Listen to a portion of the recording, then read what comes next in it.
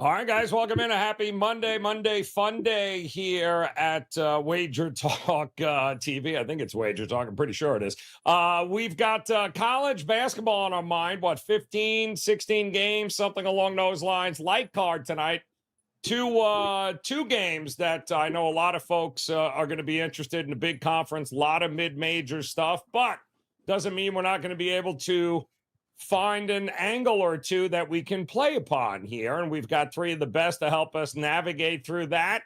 As Drew Martin in the house, Adam Trigger here, right smack in the middle of your screen, guys. And of course, Mr. Rob Vino ready to roll on this Monday here. And not a huge slate of games, though, but anytime you're dealing with a big ACC battle, big Big 12 battle, there's going to be some interest certainly in those games. But Drew, like we usually kick off on a Monday, we'll go around the horn and, here we are, right, beginning of February, learning a little bit more about these teams. What was something you pulled away from a monster weekend in college hoops? Sure, Joe. I mean, it's already February. Wow, I can't believe it. It's college basketball is coming into center stage here. Other than the Super Bowl, I mean, it's going to start to be, the number one thing for sports bettors to do here, guys, over the next, 2+ months. So get ready and get situated for the college basketball show right here on Wager Talk. Something I'm taking away is both schedule dynamics and something to do with totals here, Joe. Schedule dynamics. I mean, we're getting 150 plus games on Saturdays, guys. The last two Saturdays have been really good. There's just so much for the odds makers to do, sides, totals on all of these games. Having success on Saturdays, going through, getting your numbers straight, and then betting into the lines on Friday night because they'll move into Saturday. There's other people doing this as well. It's not rocket science. So that's one thing. And to tell you, I think it's the best thing in all of sports betting, guys, is betting into the Saturday college basketball card on Friday night. It's something I very much recommend. It's something I do myself. It's something I'm going to continue to do here until we get to conference championships. And then Sunday, it's a little bit less of a card. And then unfortunately, Big Monday has gone to the wayside here. We're not getting too many games on Mondays. Also want to bring up the fact, Joe, free throw shooting at the end of games. If you are betting on teams making less than 70% of their free throws and laying a number in foul fest range, let's call it 3 to 7 in there, I would say pump the brakes on that, guys, because you got to be betting on teams that make their free throws at the end of the game. It is a huge kind of factor in covering these point spreads because we've all seen it. When it gets to a minute left, the team that's down, 5 points is likely going to start fouling here. And if the team can't make their free throws, you're going to be in trouble. You're going to lose some bets that way. So I would recommend betting on teams hitting over 70% from the charity stripe, Joe. Yeah, kind of a necessary evil to have there on some of these games. Certainly, line close enough. It would help to know those teams that do shoot the free throws pretty well here heading into these matchups during conference play. And Trig, monster weekend here. Did Siena win a game or? Oh wait, maybe they covered a game. I'm sorry. I don't want to get too crazy. I think they covered a game. They didn't win one, but what did you pull away this weekend on a huge slate? Yeah, they did cover on a last second layup yesterday, which got me on a Sunday with a split. I guess two things. I do agree with Drew. It makes it more challenging for like someone like would say myself who tends to be on the more selective side. I almost feel like you have to just like start spraying on Saturdays, like all the games are on Saturday. I don't know what happened to putting games on Friday, Monday, or Sunday, but everyone wants to play a Saturday game, I suppose, and it makes it really challenging to pick and choose. I'm not saying that like it would have been better to play them all, but it certainly like feels like, at least for me, you're forced into like far more bets than maybe you want to have that exposure on a Saturday. Something I'm still trying to kind of work out, but we'll see as we get into February. I think the most glaring thing for me that I've noticed the last week is what the odds makers do when you have, like, similar to tonight, when you have a sort of a marquee game, ranked team, and they're playing an unranked team, and what these odd makers are doing to the number in these games. I really started to notice it. So last week I went on Monday night. I was at in Blacksburg at Virginia Tech Duke. And I just thought it was like shocking that Virginia Tech was only +3 in that game. I would have made them probably plus Mm. 5.5. But the odds makers are essentially saying, okay, we know you know that this is the good spot for them. Okay. It's very similar to Kansas State tonight. The odds makers know that you all, meaning us, meaning like everyone that's betting these games, they know you know it's the right spot, right? Like it used 10 years ago, 15 years ago, they didn't price games like that. Like the sharper people were like, okay, well, we're getting it. This is the spot for K-State. Now they price the games as if you already know that. So for a perfect example for tonight, I'd love to play Kansas State in this spot at home where they're on their home floor. Kansas just beat Houston over the weekend, but they put up a number that's just ridiculous to play, like +4. Mm. I make it more closer to 6.5. It's happening in a lot of these games. Purdue is a great example yesterday of like Mm. Wisconsin was the spot, but like I don't know how you were gonna just like play against Purdue only really getting like a pick or like 2 points or whatever it was, I think +2. So it becomes really challenging because it's happening in almost all of these big games. San Diego State was another one from Saturday. Felt like it was the home run spot for them, but did I want to lay 6? I didn't. They're forcing you to. That's the thing. Like it's really presenting a challenge because these are a lot of games that I would probably bet. San Diego State, of course, got there. That was a win. But it's like, man, like it's really making you have to pick. Like, do I want to take this team in the good spot and know I'm getting a worse line, or do I want to go the other way and play the good number, knowing I'm playing into a bad spot? So, tip of the cap to the odds makers who always seem to figure it out, and then you have to react to it. But that's what I've really noticed it more this year than any other year so far.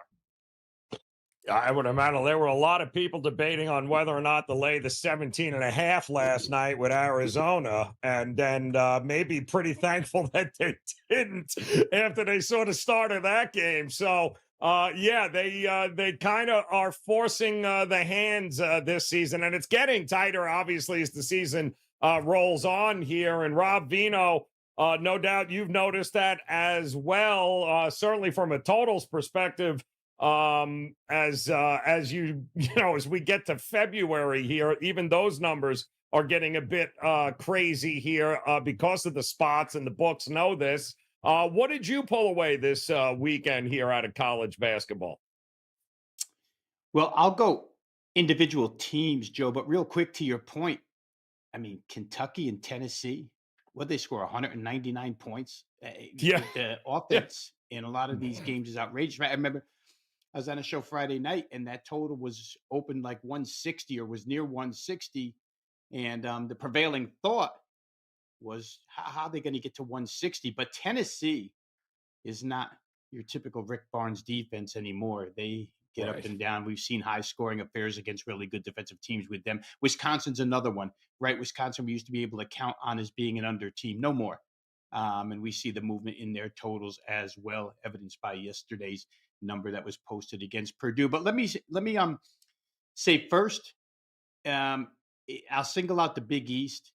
I mean, Villanova, desperate situation yesterday. They do get the win. Butler, it wasn't Saturday, but maybe a day before, going to Creighton and hanging almost 100 on Creighton. And the UConn Huskies, I don't know who it was who came Friday night with money on St. John's, but they pushed that thing from 5-3, which was, it didn't make any sense to me, was a pretty big mistake. UConn showed that they are not only the class of the Big East at this point in time, but they're probably a good chance to repeat here again this year. You never know what can happen in the tournament, but they probably have as good a chance as anybody. And then I just want to tribute South Carolina. I mean, you're talking about spots before. Mm. I got caught on the wrong end of this one. I thought for sure after leaving Knoxville with that win as a 14-point underdog and then going to Georgia, which had just blown a double-digit lead with 10 minutes left in the game to Alabama. You know, college basketball being what it is, Joe, that's a prime spot. You got to play Georgia there. Only laying 1.5 or 2 points. Didn't work out. I think it indicates to us all that South Carolina is a threat from here on out. It wasn't just cute that they beat Tennessee. It was real. And that backup road victory against Georgia to go down there and win that game proved it to me. So just some random thoughts that I had over the weekend were individual teams, the depth of the Big East, and that total stuff that you were talking about. Everything you seem to look up and it's either 153 or better nowadays. So it's hard to continue Yep. playing overs. You got to draw the line in the sand, so to speak, Joe. In the NBA, we used to say it was 240. That's grown. Here in college basketball, it's certainly grown as well. Yeah, that Arizona game is priceless. I mean, they must have hit 23s in the first half, and it still went under. So go figure. It's a tale of two halves here, and it's getting crazier as the season rolls on here. And I think South Carolina was picked to finish last, weren't they? With the pundits preseason, I'm pretty sure everyone. Right? I think it was them in Georgia. Which is funny to think about that. It was them in Georgia. Exactly. They've been both way overachieved. Yeah. Way overachieved. Unbelievable. All right. So we do have, again, 15 games on tap here tonight, guys. We're going to dive into some of these, come up with a couple of best bets along the way. And a quick reminder, if you're joining us for the first time, go ahead, hit that subscribe button, become part of the WagerTalk TV family. As nobody will have more content on a daily and weekly basis than we do on all the big games. Hit that thumbs up as well. The like button, we would certainly appreciate it as we bring it back to the top to talk about one of those big games here tonight, Drew. And none other, and Trig alluded to it, Kansas State at home taking on Kansas. I mean, Kansas with a monster win against Houston a couple of days ago. It's the ultimate letdown spot, or is it? You know what, Joe? It could be the ultimate letdown spot, but to reiterate something that Trig said a little bit earlier, I thought very astutely, very intelligently, the odds makers are onto this stuff, guys. The spot play, it's a team that just beat Houston, one of the best teams in college basketball by margin, by the way, is now laying 4 points against their in-state rival. This isn't a tough travel spot for them. They're 8-2 the last 10 in the Sunflower Showdown. This is a Bill Self-coached team, and they're laying 4 points. What's going on here? And I know it's 4.5, but if you shop around, use the WagerTalk Live odds screen, you can find -4 flat. And if you look at Kansas State side of things, they've lost 4 straight games by 56 points. They're not even really being all that competitive. 4 straight up, 5 straight against the spread. So they've been overpriced as well, even though they're not even laying a number. It's just kind of how the marketplace is pricing them. And in Kansas, another thing on Kansas, Rob just talked about UConn, possibly repeating. Well, a team that I think might have a shot here, sitting at 18-4 out of the Big 12, they're going to lose a couple games in conference. In my opinion, this is the best basketball conference in the country. They're 74% from the free throw line, guys. So laying this type of number, it's a team that we can count on knocking down their free throws, and they're top 20 in both offensive and defensive efficiency. That is a great metric to kind of project doing well in the tournament. I think this team is going to roll. They've rolled in this series. They're going to go on the road to the Little Apple. They're going to win by more than 4 points. In fact, Joe, I think it might be blowout fashion. Give me the Jayhawks -4. All right. Liking the Jayhawks, damn your spot and your letdown. Absolutely not. Well, we do have another interesting game coming up here. Tomorrow night, I believe, Trig, is that you're going to be taking please don't tell me you're going to, aren't you? Please don't tell me you're going to look at Oklahoma State. Please. Friends don't let friends bet Oklahoma State. Or in this spot, is this exactly what we should be doing here? Now, I would think if this is anything under 20, I think you could lay it with Houston. It's going to depend on the number. If I do that, I guess we'll continue to talk about, so Drew was talking about Kansas. We'll continue to talk about the Kansas-Houston matchup from Saturday and how I think that sort of plays into the handicap here. As far as the spot is concerned, it feels like a spot where Houston blows someone out. Historically, I feel like they really just trash bad teams, and I really do think Oklahoma State, in the context of the Big 12, is a bad basketball team. Regardless if they, there's another sort of reason to like Kansas tonight. Maybe the Oklahoma State's a bad team. and Yeah. Kansas State couldn't figure them out this weekend. Mm. But like, I want to go back to the Kansas Houston game for a second because, aside from LJ Cryer, like Houston just couldn't put the ball in the basket. I mean, that is ultimately the name of this game, right? You have to put the ball in the hoop to win the game. And Houston, aside from doing some things well, just could not do that. They shot 36.2% from the field, got destroyed on the glass. But you know what? That's something that Kansas can do to them. Oklahoma State's not going to do that. And amazingly, the most amazing stat from that game on Saturday, Joe, is the fact that Kansas turned the ball over 17 times. Houston turned it over twice, yet Kansas won by 13. So I don't know that Houston was quite as bad as that final score would suggest, but I do think Kansas does a lot of things well that caused Houston to play a bad game that Oklahoma State does not do well. Oklahoma State will turn the ball over like crazy. Like, they're going to, Houston will probably force 20 turnovers, 15 to 20 turnovers in this game again, but they'll actually make it matter. Whereas they didn't really do that against Kansas because they couldn't score. Oklahoma State's not going to win the battle on the glass here. Houston is a top 20 rebounding team. They just ran into another team that can rebound. Oklahoma State is an awful rebounding team that has no rim resistance because they lost guys like Caleb Boone, like Musa Cisse. I mean, those were the rim protectors for this team last year. And then, of course, the freshman, I think it was Miranda, 7'1" freshman, never really panned out. He hasn't really played. So Oklahoma State's been dealing with just like kind of a lacking, no paint presence, specifically on the defensive end. So I think you're going to see Houston get back to their usual sort of form here where they rebound the ball well. We know they're not going to turn it over. Kansas only turned them over twice. They're third nationally. I think they only turned it over like 8 times per game. So that's probably going to affect the Oklahoma State offense. There's going to be no easy buckets here. And with no real post presence, like, it just feels to me like you're going to have guys like Javon Small, Thompson. It's going to be a lot of like tough shots, mid-range jumpers. They're going to be forced into a lot of tough shots. And I just don't know how they hang around in a game like that. Like, if Oklahoma State's not getting any free points here, transition, second chance points, all things that are very difficult to do against Houston, I don't see how they keep it close.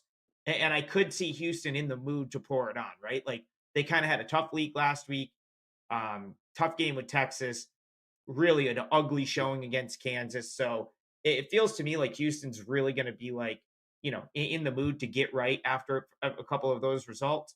And we've seen them do it in the past. So I don't know if we have a number on this game yet, but I would pretty much say, like, you could look at Houston first half has been a great bet over the last couple of years. They seem to, especially when they're a big favorite, they seem to clobber teams early. And so maybe we'll go Houston first half here. And then if that misses for some reason, just you get a better price on the game line anyway. But I don't see a scenario where Houston doesn't like take this game over for like a 5 to 6 minute stretch and just put Oklahoma State out of their misery. So we'll call it Houston first half is probably the best bet here, but I would be fine with coming back with them on a second half play if that first half doesn't get there. 40-24, they got out rebounded by Kansas. That is not going to happen against Oklahoma State. I can assure you of that. The second chance points will be back for Houston. It's going to be a long day there for Oklahoma State on the road. We do have another big one coming up here tonight, though, Vino, and somebody had to talk about them. Why not you? Jackson State taking on Southern here tonight. One of the last games on the board, too, I think. So tell me, how are we approaching Jackson State in this one? Well, if every Monday night ESPN is going to show love to the SWAC, Joe, then so should we, right? Yep. Southern U at Jackson State here. A couple of interesting things. And real quick, back to Trig's point about Houston pouring it on. Kelvin Sampson never loses his intensity over 40 minutes. So those kids will be getting screamed at all the way through till the final buzzer goes off. Jackson State, guys, for what it's worth, 21 games played overall. This is only going to be the 4th time they've been at home this season. They just played a road game, or actually a neutral game at the Prudential Center, kind of listed as their home game, but was not. They've played 3 home games so far this season, all 3 in conference play, 2-1 straight up, 2-1 against the spread. Not a heck of a large sample size there to choose from. The most impressive win, I'm saying it was an impressive win, Robert. 73-64 over Texas Southern. Texas Southern 6-3 inside the WAC towards the top of the standing. So that was the impressive game played by Jackson State at home. They did lose by 9 on this same floor to Prairie View. So to make a lot out of their home floor, I don't know that you can yet. Only 3 games played, kind of polar opposite results. Who the heck knows? Southern U tied for the conference lead, 6-2, and they've been mediocre on the SWAC road. 2-2 straight up, 2-2 against the spread, 2-2 over and under. The one thing I did notice about them is they've played 3 of the league's best offenses on the road in their 4 road games, and they're 2-1 in those contests and only lost to Bethune-Cookman by 2. So, they do handle pretty good offenses on the road. The game seems to boil down to a matchup of tempos in this particular contest, and they both like it the same way. They're both going to get up and down. Jackson State sits with the number 77 adjusted tempo in the nation right now. Southern U 106. What's crazy about Southern U is how quickly their possessions begin and end. Their possessions average only 16.7 seconds. What's even faster than that is Jackson State defensive possessions. They're the 30th shortest in the nation, only 16.6. So you can see a scenario where Jackson State gets the ball goes up quick, a lot of opportunities to score here. Jackson State doesn't necessarily dig in half-court defense and make you hold the ball and pass it around. Shots are going up. So we should get rapid fire when Southern is on offense here. And they're scoring 72 a game on the road without being involved in a matchup like this. Just not quite as fast when Jackson State has the ball, but pretty darn close. Each team averages 17.1 seconds per possession, offense, defense. So you're going to get a lot of shot opportunities out of JSU too, which is the quicker tempo team. Jackson State in those 3 home games this year, those games average 146 points per game, and they haven't played really but one good offense and still average 146. Somehow this team, Jackson State, has been able to shoot miserably from the field in 5 of their last 6 games and still score 73 points per game. Kind of crazy that you can't even hit 40% of your shots, but still score almost mid-70s. Anything tonight in between, say 37, 39% probably duplicates that. Anything better, and they go over that. And probably their biggest asset and why they're able to score so many points, guys, is that they offensive rebound so well, second best offensive rebounding team in the league. And Southern doesn't necessarily defensive rebound real good. So you got a good advantage there for the Jackson State team. I think the total move was right. It went from 143.5 up to 144.5, if for no other reason than the possessions and the amount of chances here should be more than enough to get us there. So I'm going to try it. SWAC special tonight on ESPN over 144.5, Jackson State and Southern.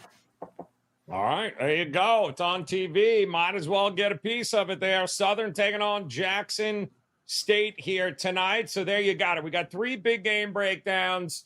We're going to look at tomorrow. We're going to have another look at a big game coming up tomorrow for a best bet. But there is another big game on here tonight in the ACC, and I believe, Drew Martin, you've got an angle in this one here as Miami on the road to take on Virginia.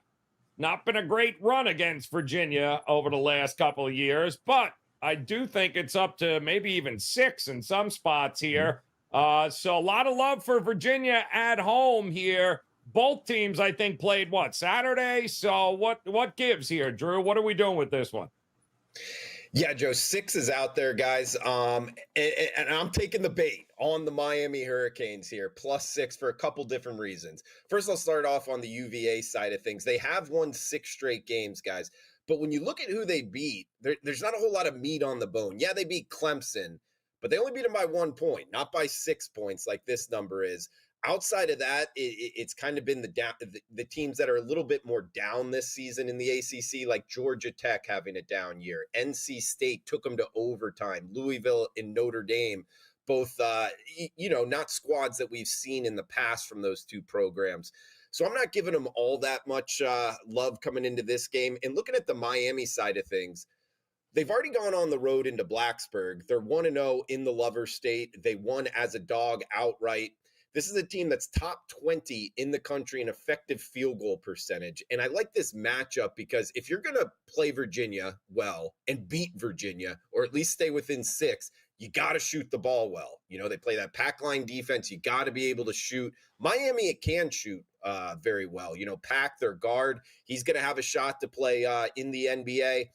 And I don't think Jim Larrañaga is getting enough respect here, guys, in college basketball. He's one of, if not the best coach in college basketball, in my opinion. I think they start to turn this around in terms of winning in this series, like you kind of touched on, Joe. And last thing, guys, it's like I started off the show with free throws. Can you knock down your free throws? We're getting Virginia laying 6 points. Very surprisingly, guys, it's kind of under the radar. I'm not seeing a lot of people talk about this.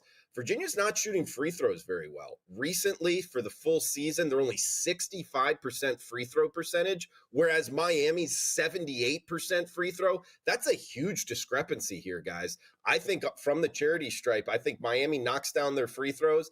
I think this is a close game. I think it comes down to the end, 7 p.m. primetime on ESPN. Give me the dog and sprinkle a little bit there on the money line with the Canes, Joe.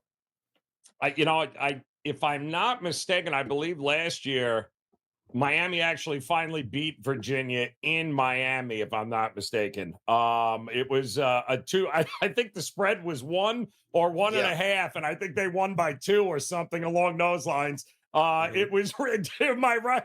Trig, am I right? Was it? 64. It was some ridiculous. Yeah, 66-64, and the spread was like 1.5. Something along those lines, right? I think there was something where like the team that won that game like didn't cover. I think it maybe went off 2.5 or something. I kind of remember that. Yeah. It was crazy. And Nigel Pack was the one, I believe, that ended up hitting the game-winning shot. But also in a crazy twist there, Drew, 131.5 last night is what this total opened up at. It's now up to 132.5. So you would think everybody be running to the window to bet the under in this game, and yet, ironically enough, the over is getting a little love. So, and if that's the case, that's got to favor Miami if that's the way that is heading. You got Trig, another great game you circled for us tomorrow. Don't know what to make of this Dayton team. We've talked about St. Joe's a lot on this show. They can certainly shoot the ball. They can be competitive. What do we do with Dayton? Are you a believer in Dayton? I don't think we've ever broken down a Dayton game here on the show. And yet, I mean, they won against the Bonnies. I don't think they covered this weekend against the Bonnies. They ended up winning it. But what do we do with Dayton here? Yeah, so Joe, I was at that game on Friday night. I had the Bonnies and the Bonnies covered. But I have to be honest, like it's a good place to start the handicap. That final score is very misleading. Dayton could have been up 20, like in the first half. They came out, I think it was like 15-4, and they were like getting steals. Bonnies couldn't figure it out offensively. They were trying to shoot threes on fast breaks, and like I really felt like they let St. Bonaventure off the hook early, and let the Bonnies fight back into the game.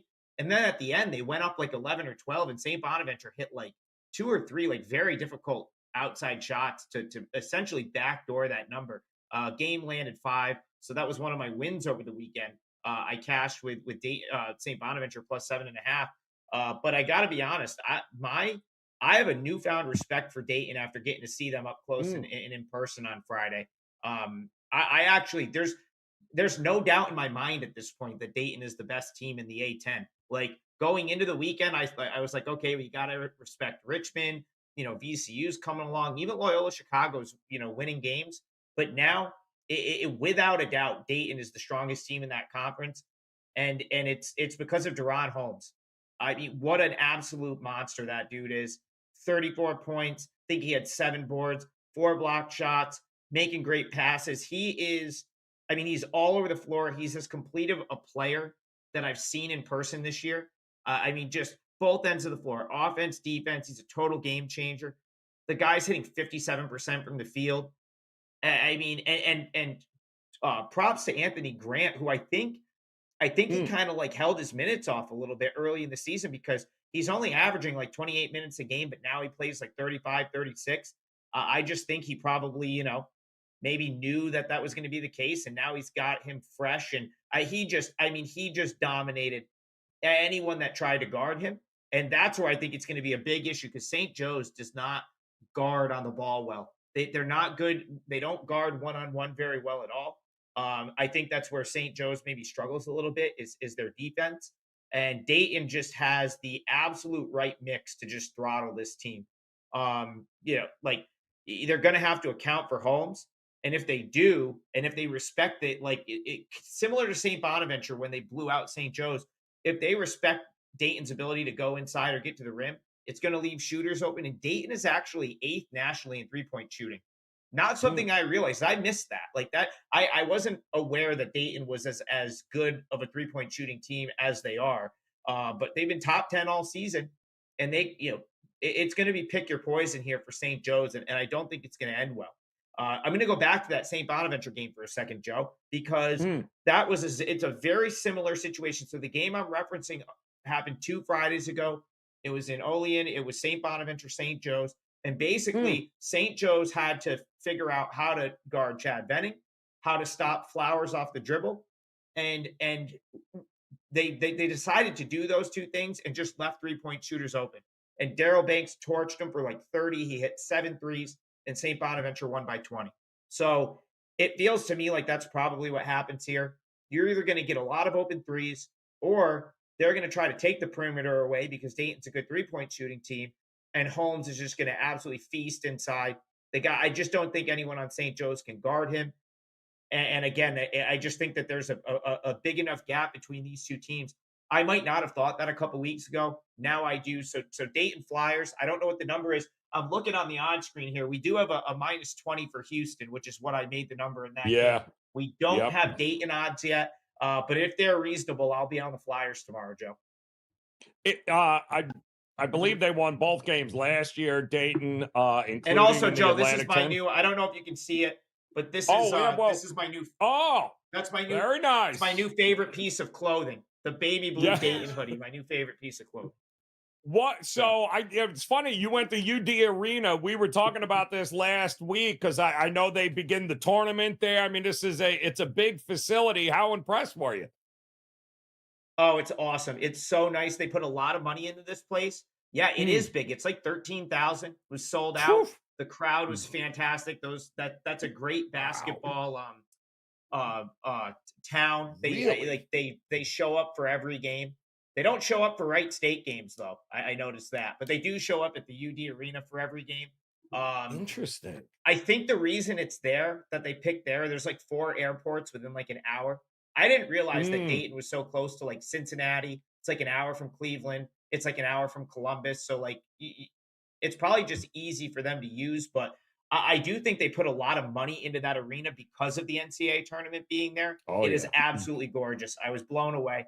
Well, would love to go back there for a game. It was fantastic. That would be great for come tournament time there. Catching them playing games would be a whole lot of fun. Great place there. And Dayton looking to continue to roll. Keep an eye out for that number when it comes available. And now, Rob Vino, another interesting game you've got for us here tonight. And this one's going to involve little Big West, I believe, isn't it? Big Sky, Big West, Big One something there as Portland State taking on Eastern Washington. Is that where we're going here? I mean, this is like the 5th road game in a row for Eastern Washington. Do they play any home games? Because now they got to go back on the road here. This is kind of a brutal schedule spot, but Portland State's not really great here. So what do you do in this game tonight? Well, it's the first thing you note when you're handicapping this game, Joe, is the scheduling spot here for Eastern Washington.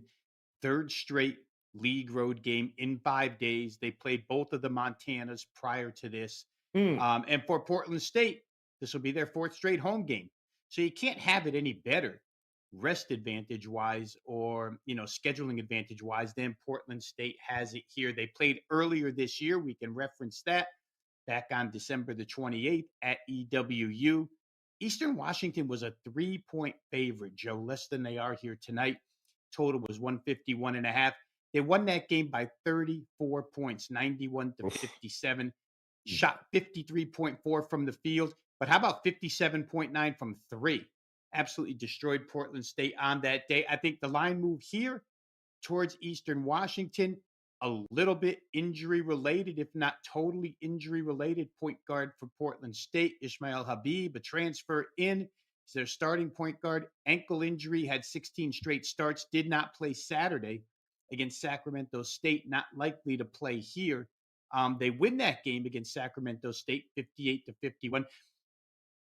Ismail's Habib's statistical numbers, Joe, they don't overwhelm you, right? But it's the leadership and the fact that the kids already had 2 buzzer beaters to win games for this team this year that probably hurts them in this instance against Eastern Washington. Like I say, he did play the first time. I think he had like 8 points, but nobody made shots in that particular game.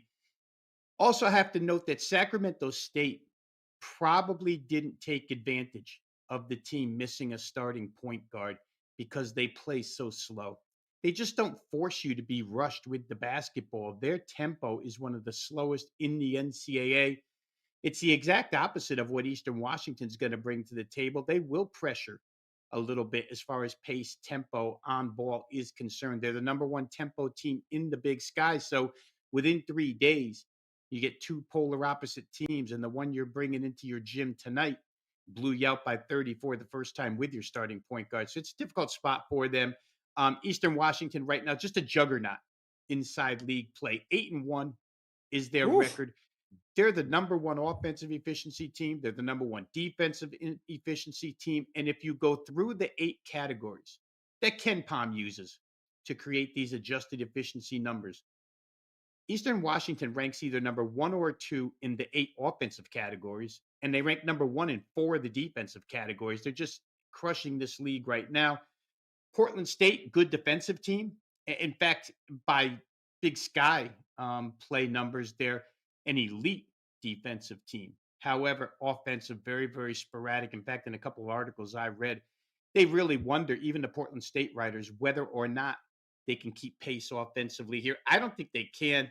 Again, you worry about the scheduling disadvantage, but I don't think that overrides the personnel advantages on the floor, especially where ball handling is concerned for Portland State. The last 2 games they played, Portland State, they had to rally from second half double-digit deficits, and that includes playing Sacramento State. They were down 10 or 12 in the second half and had to come back and win that game 58-51. If they get behind like that against Eastern Washington, they're not coming back. This team is way too good. The best 2-point shooting team, 3-point shooting team, good free throw shooting team. They do everything well. So I'm going to lay the 5 with Eastern Washington. I mean, they won by 34 the first time. Got to believe they can win by 6 on the road this time. Well, it has certainly been steamed up here from overnight. Eastern Washington money coming in. I remember Eastern Washington, Vino, wasn't their non-conference schedule was worse than like Robert's Texas Southern. Like they played every game on the road to start with. They went to like USC, UCLA. But you know what? That usually ends up paying off during this time of year when they got to go on the road. And they have faced much better competition than what Portland State has. So the money is certainly rolling in here on Eastern Washington. All right, our friends from the Gold Sheet, they are looking at another play here tonight, and this one has gotten a whole lot of money as well. Nicholls State, 5.5, taking on Northwestern State. They're going to lay it. This was originally 7.5, and the money came in for Northwestern State overnight. But as our friends from the Gold Sheet point out, Northwestern State, bottom 10 in the country in 2-point defense. And Nicholls State, by the way, speaking of schedules, has played the toughest schedule this season, bar none, comparing these two teams, including a win over LSU earlier in the season. And Northwestern, by the way, on short rest, 1-5 this season, while Nicholls State turns around much better. They're 3-1. So when you put it all together, don't be shy. Lay the 5.5 and make sure you visit our friends at thegoldsheet.com. So once again here, before we get to, well, there it is, the recap here. We got Trig looking at Dayton tomorrow. Drew, Miami tonight, +6. Rob just gave you Eastern Washington, and our friends at the Gold Sheet have Nicholls State laying 5.5. Now, before we let you know here, guys, how you can become part of the family, it's a very interesting opportunity right now for this promotion where you can now get the rest of February from your favorite handicapper for as little as $9 a day. That means every play, every sport across the board. You can go visit Adam Trigger, you can go visit Drew Martin, you can go visit Rob Vino, and you sign up for the entire month for less than $9 a day. I know Drew Martin has got a 5% best bet already locked and loaded, ready to go. Trig, what do you have tonight up on the site right now? And again, for as little as $9 a day, it would make sense to, I don't know, partner up for the rest of the month at that price, no? Yeah, I mean, those are the two specials is what I have, the Super Bowl, then of course rest of February. Mondays, they're small conferences today, Joe. They're just not my small conferences. So I couldn't find a way into Virginia or Kansas State. So nothing for me today, but I'll have a pretty big, like, Tuesday seemed to be the day where all the teams I really like play, that I have strong opinions on. So I'll have a pretty big card tomorrow. So yeah, the rest of February is a really good special, and hopefully we tear it up like we did last February. Yeah, I mean, guys, it includes the Super Bowl and everything. And Vino, you as well. What do you got locked and loaded? Big NBA slate tonight as well. Yeah, and that's coming, Joe. The NBA is going to be where the best bet can be found tonight. I'll get it up as soon as we get off here.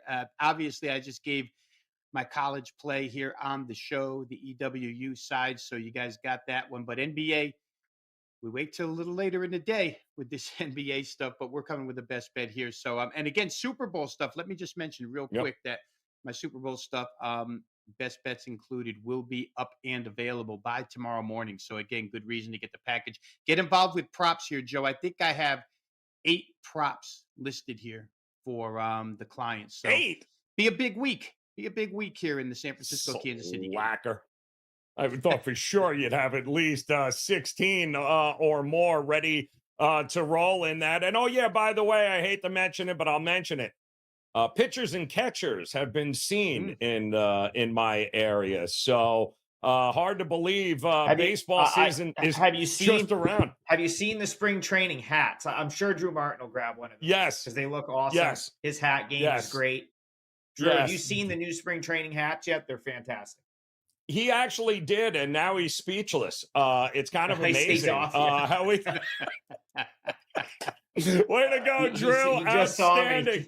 Yeah, he saw him, and they were so amazing that it just rendered him speechless when he saw him. But the good news is Roger Dean right around the corner here, so we'll be picking up a lot of that gear, Trig. And it's going to be exciting. And as far as I believe, doesn't KBO start also somewhere around the next couple of weeks? Well, the big deal in Korea is going to be the fact that they're playing major league games there to open the season. I believe KBO, I don't know if that delays their start. It usually starts like the first Saturday in April, which I still believe it'll start then. But I know the big thing this year is I forget. I think it's maybe the Dodgers and the Padres are starting the regular season in Korea this year. So I know that's a huge sort of talking point, for the offseason. Of course, Jung Ho Lee is now he comes over from the KBO. He'll be on the San Francisco Giants. So couple new KBO guys, Korean domestic born players will be in the majors this year. Woo Suk Go, closer for LG Twins for many years, is on a roster. I think he might be on San Diego. So looking forward to it though, and we should start to hear more about that as the weeks go on. Yeah, get ready here. Yeah, I can't wait to watch Trevor Bauer go up against the Dodgers. That is going to be absolutely oh, actually, he's not in KBO anymore, right? Didn't he sign a monster? Didn't he sign another deal with the end? What was it? The Japanese Yeah, professional league? he's never been he's been in Japan. I think I Oh, think he's was still there. Yeah, that's he not. in Japan and he ain't coming You have back? to But ask maybe he Tokyo should Brandon. sign a. He might have to get just a one-day contract and play for a KBO team that's going to play the Dodgers. That would be sign us up for that. That's pay-per-view kind of interest. But the good news is all of that content is coming your way here, guys. Major League Baseball preview, season win totals, Trig with the KBO, guys. Don't forget, I mean, once March goes away, it is baseball all day, and Rob Vino and Adam Trigger will have you covered. So that is one of just many reasons why you should hit that subscribe button if you haven't done so already. Become part of the Wager Talk TV family and get access to all of that content. And make sure you come back and join us again tomorrow. Another edition, loaded slate in college hoops. We'll have you covered. And until then, best of luck with all your plays today. We'll talk to you again tomorrow.